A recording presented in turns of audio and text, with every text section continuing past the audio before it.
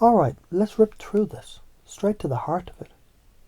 People pleasers don't get respect. And if you're too focused on the likes, you've got nothing real to stand on. This is like when you're building your house on sand instead of solid rock. Sure, it looks nice for a while.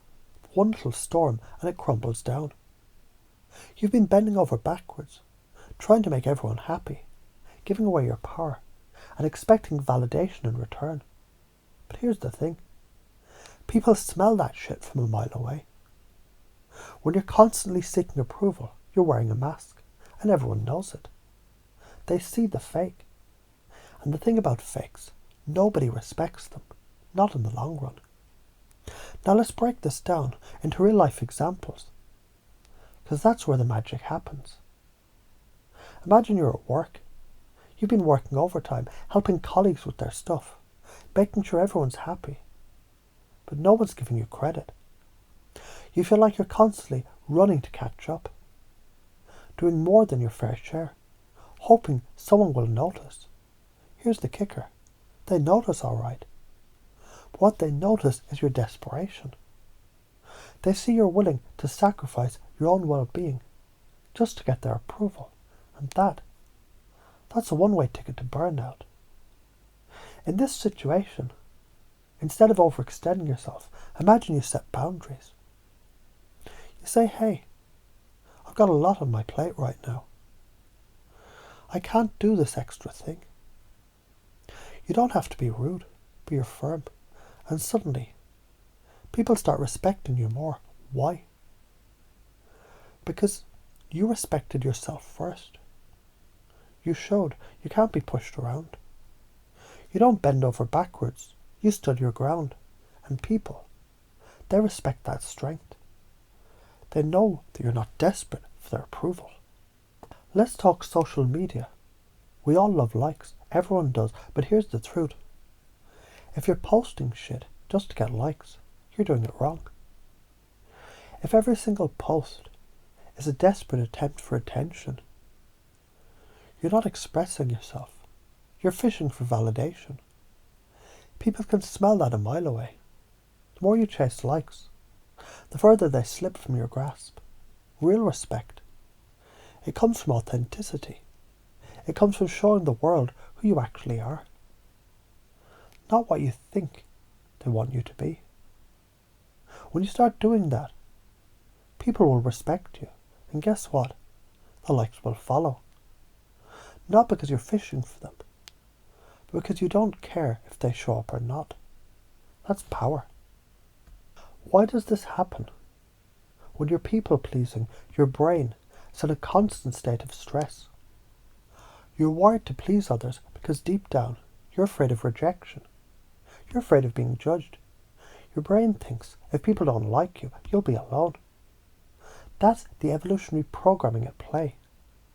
Back in the day, being cast out of the tribe meant death. So your brain is doing what it knows best, getting you to fit in. But here's the issue. This isn't the Stone Age. This isn't survival. This is your life right now. And the moment you start bending for other people, you're weakening yourself. When you act out of fear and desperation, you start building a life based on insecurity. The more you try to please, the more you chip away at your own foundation. It's like trying to keep a sandcastle up in the middle of a hurricane. You might look okay for a while, but eventually it'll all collapse. What's the science behind this?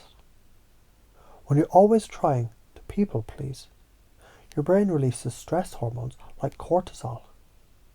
This puts you in a constant fight or flight state. You're on edge, you're anxious, you're trying to make everyone happy, and guess what? That sucks the life out of you. But when you start respecting yourself, standing firm and saying no, your brain shifts.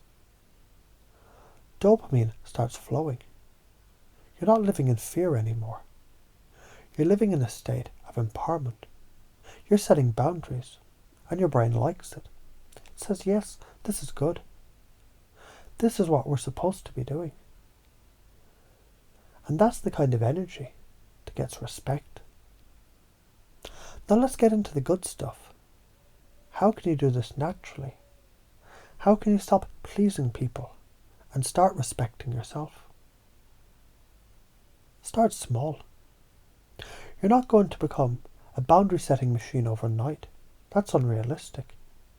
But you can start with one little thing. Let's say someone asks you for a favour, but you don't have the time or energy for it.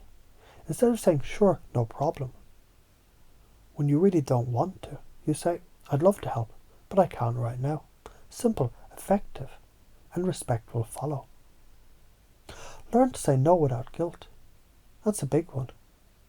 People pleasers feel guilty for saying no. But you know what? No is a complete sentence. You don't need to explain yourself, justify, or apologize. Just no. When you do this, you start teaching others that your time, energy, and space are valuable. You're not a doormat. And guess what? People will respect you more for it. Speak your truth, even when it's uncomfortable. If something bothers you, say it. Don't hold it in. You don't have to be rude, but you do need to be clear. When you speak up for yourself, you start commanding respect from others. Stop seeking validation. When you stop fishing for compliments, people will start giving you them anyway. When you stop caring so much about the approval of others, they'll respect you, because you've shown you don't need them.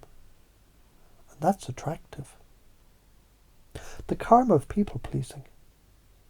If you don't make this shift, the long-term consequences, they're brutal.